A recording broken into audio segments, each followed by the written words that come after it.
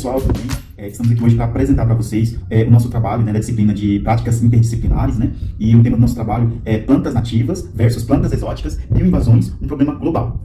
Os componentes da nossa equipe, né, do nosso grupo, a Maquete da Silva Semiano, o Isaac de Paula Reis, Pedro Henrique Gonçalves dos Santos, o Charles Rodrigues de Albuquerque e também a Thaís de Souza Baraúna, com quem eu tive o prazer de estar fazendo esse trabalho.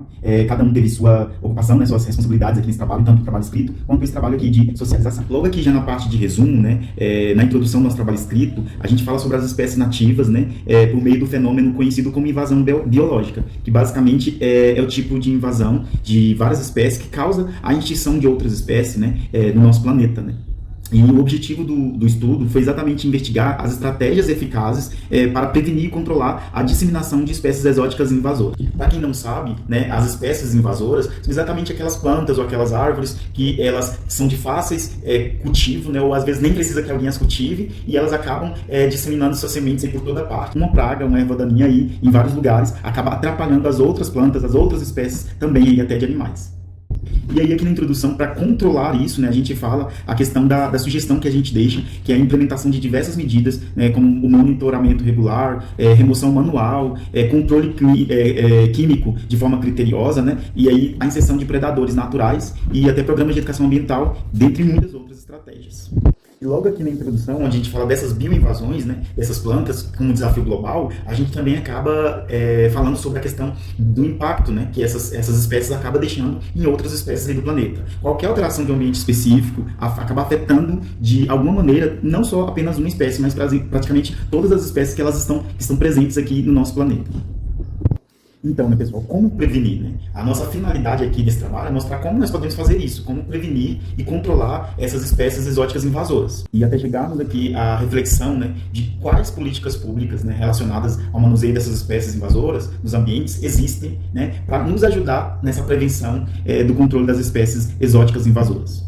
E assim como nós vamos controlar, né, a propagação das plantas nesses ambientes nativos. Os ambientes nativos são o ambiente aí em que você está, né, e que nesse local existem plantas específicas aí na sua região, que são as plantas nativas desse lugar. E aí quando nós inserimos outras plantas nesse ambiente, né, elas acabam se propagando mais do que as plantas nativas, né. E aí a gente pressupõe algumas ações, né, frequentes, né, que é essa remoção manual que a gente acabou de falar, a inserção dos métodos químicos de forma muito criteriosa, ou os próprios predadores, né, os próprios predadores naturais, e além dos programas de educação ambiental.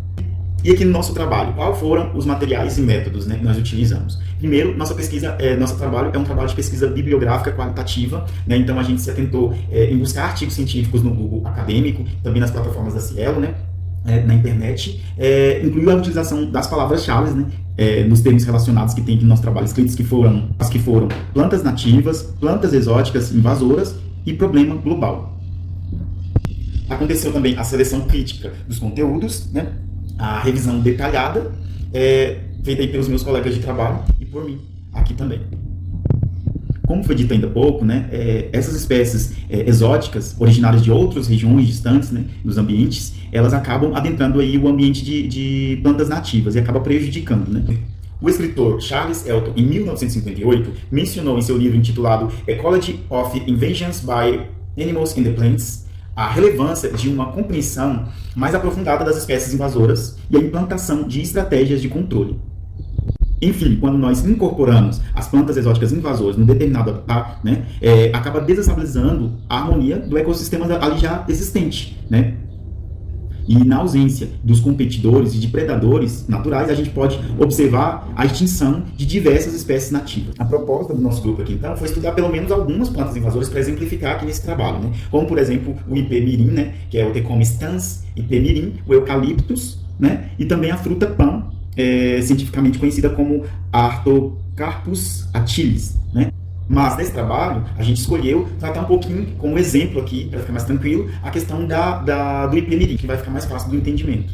As folhas do ipê-mirim, elas são folhas compostas, né, de um lado e de outro, são serreadas e são formadas com de 5 a 7 folíolos, né, chegando a medir até 15 centímetros aí cada uma, né? Como falei, as bordas serrilhadas e com nervuras bem definidas, né? Elas não são folhas lisas. características morfológicas, né, no caso das flores, elas são tubulares, que são aquelas mais alongadas ali, onde possivelmente vocês podem se lembrar que o beija-flor, né, com o seu bico alongado, pode adentrar ali a flor. Né, as flores são amareladas, muito parecidas com a do ipê amarelo, mas não é a mesma coisa. Os frutos, eles são encapsulados, né? Possuem as vargens, parece aquelas vargens de feijão verde, né? Bem comprimidas e contém muitas sementes, né? Que são adaptadas a serem levadas pelo vento. Quando a gente pensa nessas sementes, são parecidas com aquelas, como que fossem cobertas com a seda, sabe? A semente. E aí, por conta disso, como ela seca na vargem, a vargem ela começa a se abrir e com o vento acaba sendo levado facilmente para muitos outros lugares, por isso que ela é considerada uma praga.